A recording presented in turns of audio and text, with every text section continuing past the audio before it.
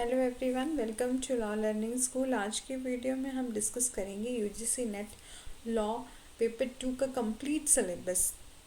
और यहाँ मैं आपको बताऊंगी कि कौन कौन किस किस सब्जेक्ट से कितने कितने मार्क्स बनते हैं, कितने कितने क्वेश्चंस आते हैं, और आपको कौन कौन से सब्जेक्ट जो है उन पर ज़्यादा काम करना है और किस पर कम काम करना है, और किस तरीके के क्वेश्चन आते हैं, आपको कौन सी स्ट्रेटजी है वो फॉलो करनी है इस एग्ज़ाम को क्लियर करने के लिए।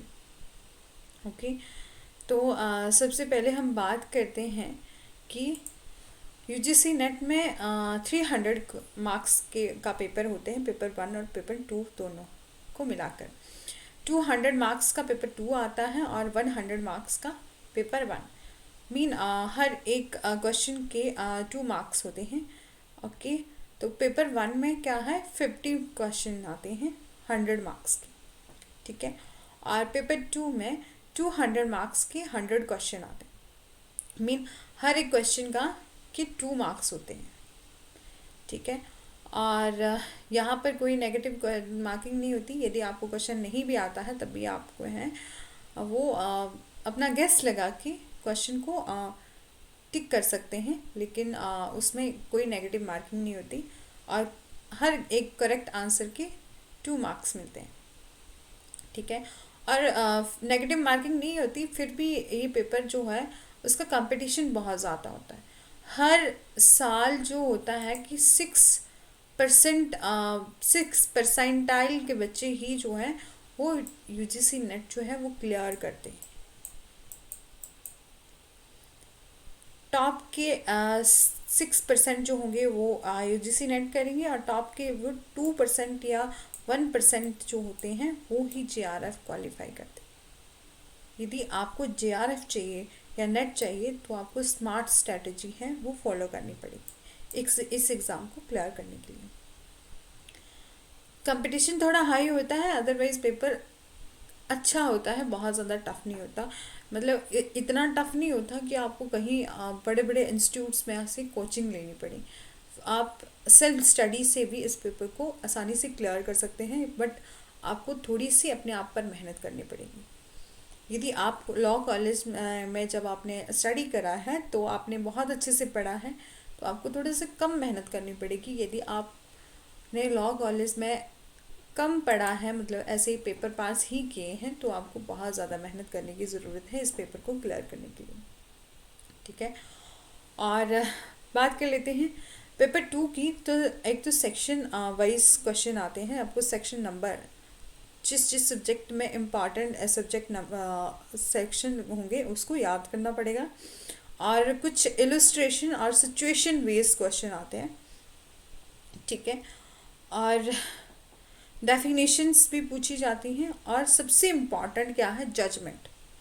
आपको केस लॉज बहुत ज़्यादा पूछे जाते हैं कि, और लैंडमार्क जजमेंट, फेमस जजमेंट, और क्रोनोलॉजिकल ऑर्डर में आपको हमेशा याद करने के लिए रहता है। वहाँ पूछा जाता है कि कौन से 2-4 जैसे 4 ऑप्शन दिए होंगे और आपको बताना होगा कि इनको क्रोनोलॉजी ऑर्डर में रखना होगा, ठीक है।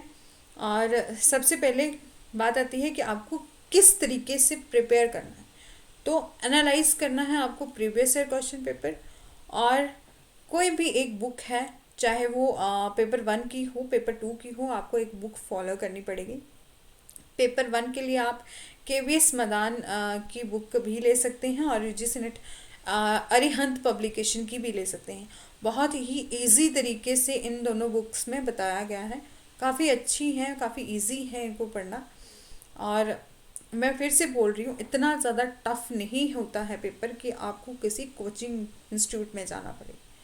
आप सही स्ट्रैटेजी से, अपनी सेल्फ स्टडी से भी इसको क्लियर कर सकते हैं।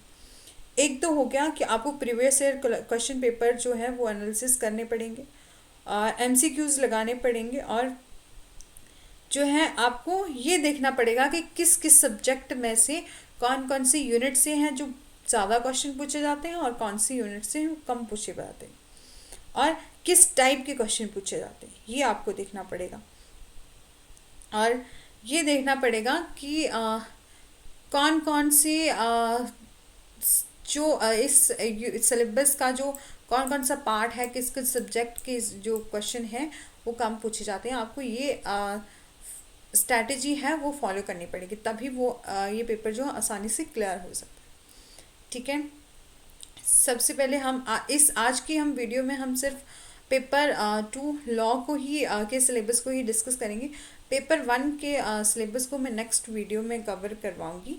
और यदि आप मेरे से पढ़ना चाहते हैं तो आप मेरा चैनल है उसको आप सब्सक्राइब कर सकते हैं और प्रेस कर सकते हैं बेल आइकन, ताकि आप मेरी आगे आने वाली वीडियोस को देख पाएँ।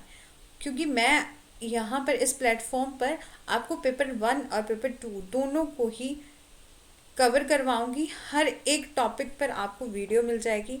आप जब तक आप तैयारी कर रहे हैं, जब तक 2013 का यूजीसी नेट का पेपर नहीं आ जाता, तब तक मैं आपकी पूरे कंप्लीट पेपर को, जैसे पेपर 1 और पेपर 2 दोनों को ही कंप्लीटली कवर करवा दूंगी। ओके, यदि आप चाहते हैं कि आप मेरे साथ जुड़कर पढ़ें तो आप मेरे चैनल को सब्सक्राइब कर सकते हैं, और बहुत ही जल्द मैं टेलीग्राम चैनल जो हूँ वो बनाऊंगी। आप यदि वहाँ भी मेरे साथ जुड़ेंगे तो हो सकता है कि मैं आगे आने वाली वीडियोस में को ऐसे ही अपलोड ना करके लाइव क्लासेस जो हैं वो ले सकूँ। ठीक है, अब हम बात कर लेते हैं। पहली यूनिट है लॉ पेपर की, जिसमें जुरिस्प्रूडेंस को कवर किया है। और जुरिस्प्रूडेंस के एवरी ईयर 5 to 10 क्वेश्चन जो होते हैं वो देखे जाते हैं। जुरिस्प्रूडेंस का सिलेबस है nature and source of law. School पूछे जाते हैं कि किस ऑथर से जो है वो कौन कौन से स्कूल्स ने उनको फाउंड किया है, और कौन से स्कूल में, एनालिटिकल स्कूल में वेंथम क्या बोलते हैं, मतलब ऑथर्स के बारे में ही बहुत ज़्यादा पूछा गया है। ठीक है, आपको यही पार्ट है, ये 2 पार्ट हैं, वो बहुत ही ज़्यादा, इन्हीं से बहुत ज़्यादा क्वेश्चन आते हैं। और तीसरा है law and morality and concept of right and duties and legal personalities and concept of property and ownership and possession and concept of liability क्या है, लॉ, प्रॉपर्टी एंड डेवलपमेंट क्या है, ग्लोबल जस्टिस क्या है, मॉडर्निज्म एंड पोस्ट मॉडर्निज्म क्या है। ठीक है, अब हम नेक्स्ट यूनिट की तरफ जाएंगे, constitutional law and administrative law, जिसमें preamble, fundamental right and duties, directive principle of state policies हैं, और union and the state executive and the inter relationship को आपको पढ़ना होगा। और union and the state legislature and distribution of legislative power हैं, वो आपको पढ़नी पड़ेगी। जुडिशरी को पढ़ना पड़ेगा। इमरजेंसी प्रोविज़न है, टेम्परेरी और special provision in respect of certain cases हैं, स्टेट्स हैं, और इलेक्शन कमीशन ऑफ इंडिया है। Nature and scope of importance of administrative law, mean ये जो 7 टॉपिक हैं वो कॉन्स्टिट्यूशन से रिलेट करते हैं, और ये 3 टॉपिक जो हैं वो लास्ट के वो एडमिनिस्ट्रेटिव लॉ से डील करते हैं। ठीक है, एडमिनिस्ट्रेटिव लॉ से भी जैसे 2 या 3 क्वेश्चन इसमें से भी पूछे जाते हैं, और यहाँ इसका पोर्शन तो काफ़ी ज़्यादा पूछा जाता है। बहुत ही इम्पॉर्टेंट रोल प्ले करता है ये वाला सब्जेक्ट आपके पेपर 2 में। मतलब सबसे ज़्यादा आईपीसी और कॉन्स्टिट्यूशन और जुरिस्प्रूडेंस और इंटरनेशनल लॉ, इसमें से बहुत ही ज़्यादा क्वेश्चन पूछे जाते हैं। कॉन्स्टिट्यूशन के क्वेश्चन जो हैं वो बताए हैं कि कॉन्स्टिट्यूशन के 11 से लेकर 1870 तक क्वेश्चन जो है वो हर साल देखे जाते हैं। और यहाँ पर आपको केस लॉज, जजमेंट जो है, इम्पॉर्टेंट जजमेंट है कॉन्स्टिट्यूशन की, वो देखनी पड़ेंगी। मैं आपको वीडियो प्रोवाइड करवाऊंगी कि कॉन्स्टिट्यूशन में कौन कौन सी जजमेंट है वो इम्पॉर्टेंट है, और जजमेंट से रिलेटेड भी वीडियो अपलोड करती रहूँगी। यदि आगे मैं लाइव क्लास स्टार्ट करूँगी तब भी मैं आपको कॉन्स्टिट्यूशन के जो आर्टिकल हैं और इम्पॉर्टेंट जजमेंट हैं वो पूरा ही कवर करवाऊँ। ओके, एंड एडमिनिस्ट्रेटिव लॉ से जो तो सिर्फ इसमें तो सेक्शन तो होते नहीं है, इसमें आपको यही पढ़ना पड़ेगा, नेचर, स्कोप एंड प्रिंसिपल क्या है नेचुरल जस्टिस की, यही बहुत ज़्यादा इंपॉर्टेंट है। और एक जुडिशियल रिव्यू, ये भी इम्पॉर्टेंट है। ठीक है। ये यहाँ पर आपको आर्टिकल नंबर याद रखने हैं और केस लॉस और उनके क्रोनोलॉजिकल ऑर्डर, एयर्स, मतलब सब कुछ आपको यहाँ से याद करना पड़ेगा। नेक्स्ट यूनिट देख लेते हैं पब्लिक इंटरनेशनल लॉ। यहाँ इसमें से भी बहुत ही ज़्यादा क्वेश्चन जो हैं वो पूछे जाते हैं। इंटरनेशनल लॉ के हर साल जो है 9 to 10 क्वेश्चन जो हैं वो पूछे जाते हैं। ठीक है। इंटरनेशनल ह्यूमैनिटेरियन लॉ जो IHL है, उससे इतने ज़्यादा क्वेश्चन तो पूछे नहीं जाते हैं, 2 या 3 मार्क्स बनते हैं। लेकिन जो पब्लिक इंटरनेशनल लॉ है इसमें बहुत ज़्यादा पोर्शन आता है इस पेपर में। और यहाँ पर international law definition and nature basis and sources क्या है, recognisation of a state and government क्या है, और नेशनैलिटी और माइग्रेशंस और रिफ्यूजी, फिर ट्रेडिशनल एक्सट्रेडिशन और असाइलम क्या है, ये मैं आपको बहुत ही अच्छे से पढ़वाऊंगी। And united nation and its organ क्या है, सेटलमेंट और इंटरनेशनल डिस्प्यूट क्या है, WTO क्या है। ये पूरा ही जो पब्लिक इंटरनेशनल लॉ से डील करता है यहाँ तक 8 टॉपिक तक। और ये 9 और 10 2 टॉपिक जो हैं वो करते हैं IHL से रिलेटेड। वो उसमें से 1 या 2 क्वेश्चन ही देखे जाते हैं, बट ये जो इंटरनेशनल लॉ का जो पार्ट है वो बहुत ही ज़्यादा इम्पॉर्टेंट है। इसमें कुछ केसेस भी हैं इंटरनेशनल लॉ के, वो भी बहुत इम्पॉर्टेंट है। ठीक है। बट ये आपको सभी को याद रखने पड़ेंगे। WTO क्या है, एक्स्ट्राडिशन और असाइलम क्या है, ये सब आपको याद रखना पड़ेगा। ठीक है। और यूनिट नंबर 4 है law of crime. Law of crime में जो है UGC नेट के लिए ओनली IPC को ही डील किया गया, IPC को ही यहाँ पेपर में पूछा गया है। जो अदर लॉ है जैसे क्रिमिनल लॉ है, वो जो CRPC वगैरह है उनको यहाँ पेपर 2 के लिए मैं नहीं ऐड किया गया है। सिर्फ IPC को ही आपको पढ़ना है, और IPC को भी पूरा ही नहीं पढ़ना, उसमें आपको चैप्टर वाइज बताया गया है कि कौन कौन से जो चैप्टर हैं वो आपको पढ़नी है। एक है general principle of criminal liability है, एक्टस रिया, मेंस रिया और इंडिविजुअल एंड ग्रुप लाइबिलिटी। ये वाला टॉपिक जो है वो आप मेरे चैनल के वीडियो सेक्शन में जाके पढ़ सकते हैं, क्योंकि ये वाला जो फर्स्ट टॉपिक है ये मैं कवर करवा चुकी हूँ यहाँ वहाँ तक। एक जर्नल एक्सप्लेनेशन तक, मतलब जर्नल एक्सप्लेनेशन तक आपको सेक्शन वाइज क्वेश्चन जो है वो पूछे जाते हैं। सेक्शन जनरल एक्सप्लेनेशन मतलब सेक्शन 1 to 52A तक बहुत ही कंप्लीट और ब्रीफ में मैंने एक सेक्शन को वहाँ पर कवर किया। एक है जो एक वीडियो ऐसी है जिसमें सेक्शन 6 to 52A वो पूरे 1 आवर में मैंने कंप्लीट किया, और बाकी जो इम्पोर्टेंट सेक्शन है उनको मैंने अलग से प्रोवाइड किया है। यदि आप मेरी उन वीडियो को देखना चाहते हैं तो आप मेरे चैनल की वीडियो सेक्शन में जाके देख सकते हैं, ये मैंने वहाँ पर कवर करवा दिया। और बाकी भी जो है वो धीरे धीरे मैं आगे आने वाली वीडियोस में कवर करवाऊंगी। ठीक है। आगे है स्टेजेस ऑफ क्राइम क्या है, एडहॉक क्राइम क्या है, अबेटमेंट क्या है, क्रिमिनल कॉन्स्पिरेंसी क्या है, अटेम्प्ट्स क्या है, जर्नल एक्सेप्शंस क्या है। अभी मैं जर्नल एक्सप्लेनेशन को कंप्लीट करवा चुकी हूँ, जर्नल एक्सेप्शंस को स्टार्ट करने वाली हूँ। ठीक है।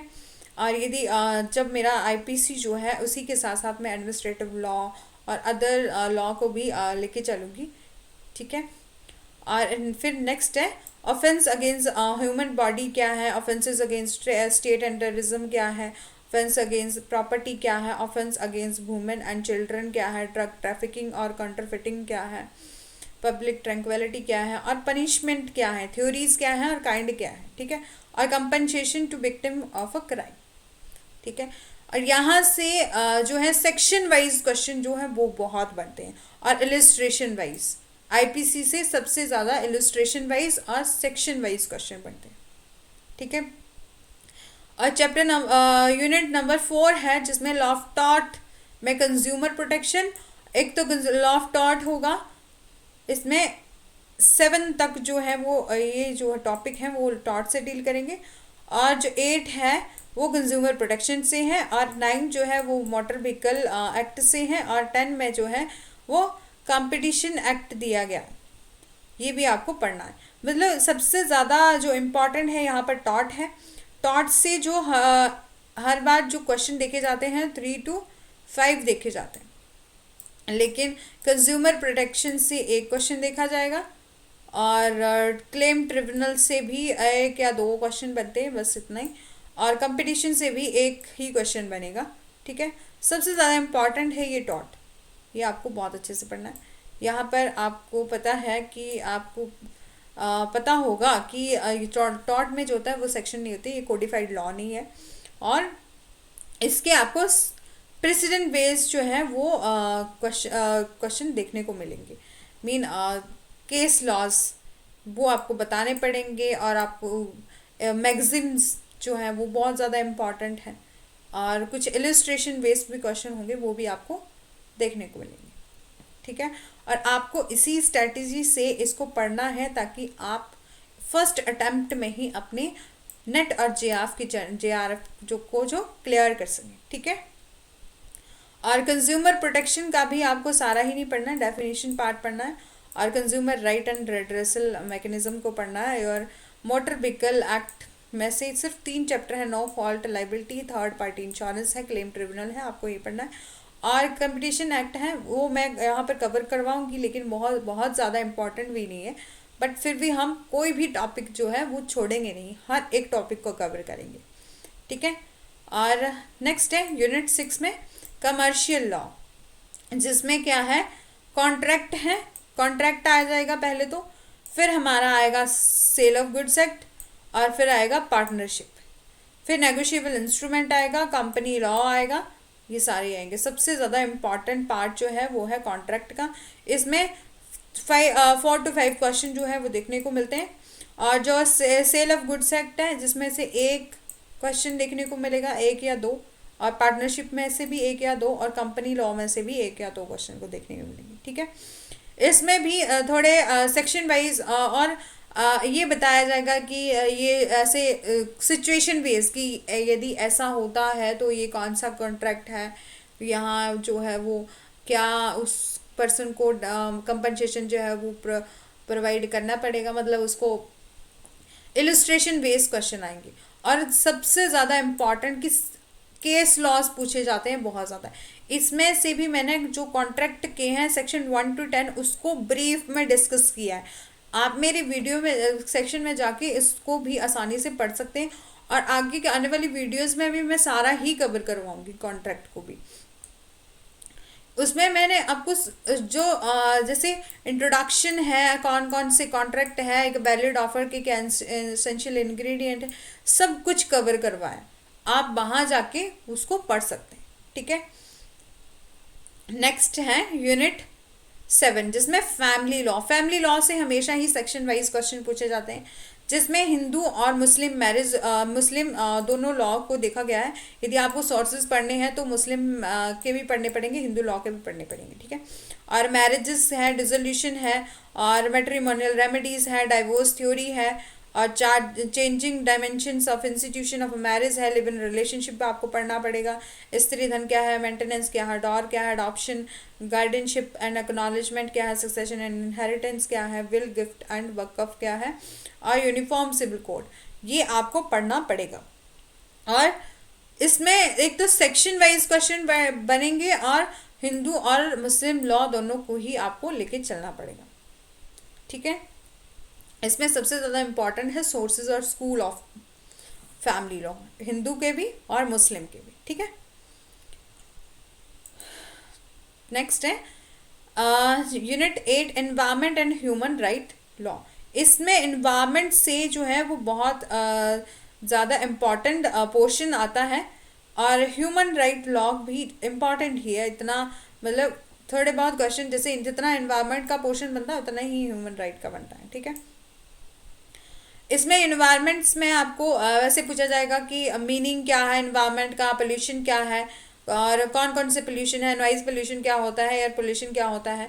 फिर पूछा जाएगा कि इंटरनेशनल एनवायरमेंटल लॉ और यूएन कॉन्फ्रेंसेस, मतलब इन पोल्यूशंस को हैंडल करने के लिए कौन कौन सी कॉन्फ्रेंस हुई, क्या क्या जैसे कि उसमें पेपर 1 में भी है ये टॉपिक एनवायरमेंट से रिलेटेड, और पेपर 2 में भी है, बट पेपर 2 जो है वो रिलेट करता है ना एनवायरमेंट लॉ से, तो आपको लॉ को भी इसमें एडप्ट करना है इस वाले सेक्शन में, तो आपको इन्वायरमेंटल लॉ पढ़ना पड़ेगा, ठीक है। कॉन्स्टिट्यूशन में क्या प्रोविजन दिए गए हैं एनवायरनमेंट को प्रोटेक्ट करने के लिए, और हजारडस वेस्ट ऑफ इंडिया के कंट्रोल और असेसमेंट के लिए इन्वायरमेंटल का क्या इम्पैक्ट है, और ग्रीन नेशनल ट्रिब्यूनल क्या है, concept and development of human right, यहाँ से आ गया ह्यूमन राइट का concept and development of human right, universalism and culture relativism. Okay, international bill of right है, ग्रुप राइट है कि क्या होते हैं वुमेन और चिल्ड्रन, ए पर्सन डिसेबिलिटी, इन सभी को क्या क्या राइट दिए गए हैं, protection of enforcement of human right in India. ठीक है, ये सारा ही है। इसमें से इक्वली जैसे 2 या 3 क्वेश्चन जो इन्वायरमेंट से बनेंगे, 2 या 3 क्वेश्चन ही ह्यूमन राइट लॉ से बनेंगे। बट हमें जो है वो एक भी पार्ट जो है वो छोड़ना नहीं है, क्योंकि ऐसे तो बोल देते हैं कि इसकी जो है नेट की यूजीसी नेट की मेरिट जो है वो इतनी हाई नहीं जाती है, 75 होगी, वो जनरल की होगी 70 to 75, 65 to 70 जो होगी वो ओबीसी की होगी। बट फिर भी जो है वो कंपटीशन हाई रहता है, क्योंकि आप यहाँ टॉप के 6% में आपको आना पड़ता है, तभी आपका यूजीसी नेट होगा। अदरवाइज तो वो जैसे 1 परसेंटाइल से भी रह जाता है, और 2 परसेंटाइल से भी रह जाता है। तभी कंपटीशन हाई होने की वजह से हमें बहुत ही स्मार्ट स्ट्रेटजी से तैयारी करनी है, बहुत ही तरीके से अब हमें पढ़ना है।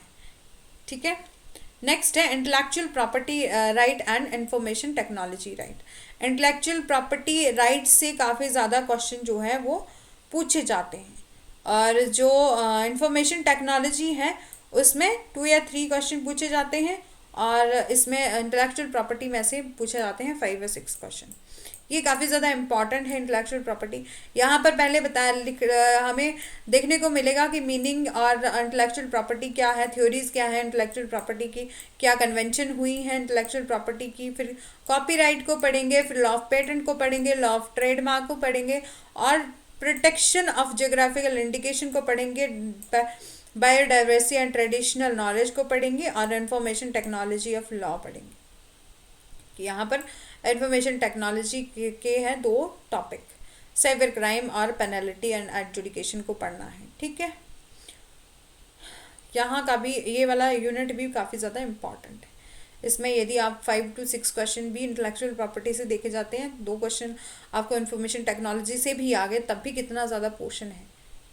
मतलब 6 इसके हो गए, 2 इसके हो गए, मतलब 8 to 16 मार्क्स आपको एक ही यूनिट से बन गए।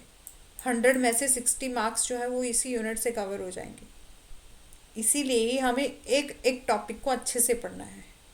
ठीक है, और यूनिट नंबर 10 है जिसमें कंपैरेटिव पब्लिक लॉ और सिस्टम ऑफ गवर्नेंस है।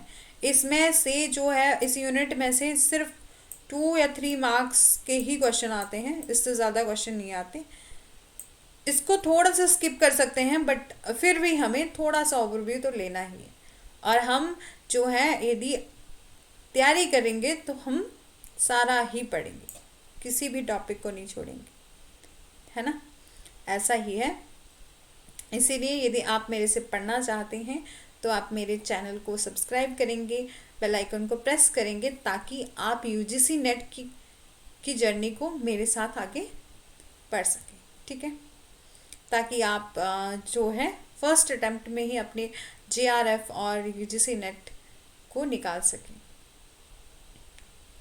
इसी सारे ही पोर्शन में आपको हम एक तो सेक्शन वाइज क्वेश्चन देखने को मिलेंगे, दूसरा इलस्ट्रेशन देखने को मिलेंगी, तीसरा डेफिनेशन पार्ट से मिलेंगे क्वेश्चन, और जजमेंट राइटिंग, जजमेंट जो है वो बहुत ज़्यादा है, मतलब केस लॉस आपको बहुत ज़्यादा देखने को मिलेंगे। आपको क्वेश्चन में पूछा जाएगा कि ये जो हेल्ड हुआ था वो कौन से केसेस में हेल्ड हुआ था, और ऑप्शन वाइज क्वेश्चन होंगे, जैसे कि आपको मैचिंग के क्वेश्चन देखने को मिलेंगे कि ये जो जजमेंट है वो कौन से केस में दी गई थी, ये जो मतलब ऐसा होगा मैचिंग।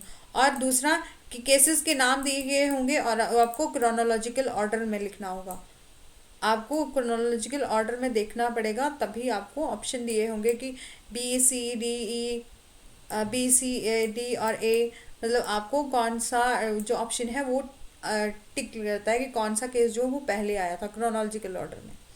ठीक है, यही है।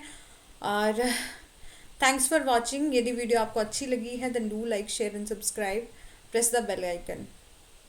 और यदि आप मेरे साथ आगे मेरे साथ पढ़ना चाहते हैं तो मेरे चैनल को सब्सक्राइब करिएगा।